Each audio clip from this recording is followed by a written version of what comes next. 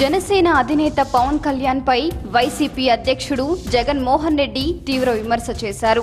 Budget సమావేశాల నేపథ్యంలో విజయవాడలో ఏర్పాటు చేసిన ప్రెస్ మీట్ లో ఆయన పవన్ ఉద్దేశించి విమర్శించారు. పవన్ కళ్యాణ్ అనే వ్యక్తి చంద్రబాబు కూర్చోమంటే కూర్చోవాలి, నుంచోమంటే నుంచోవాలి అని తీవ్ర విమర్శ చేశారు. ప్రెస్ మీట్ లో విలేకరులు పవన్ ప్రస్తావన చేయక జగన్ ఈ విధంగా స్పందించారు. అంతేకాదు, చంద్రబాబుకి వ్యతిరేకంగా పవన్ అనే కాదు ఎవరు వచ్చినా స్వాగతిస్తామని వెల్లడించారు జగన్ మోహన్ రెడ్డి.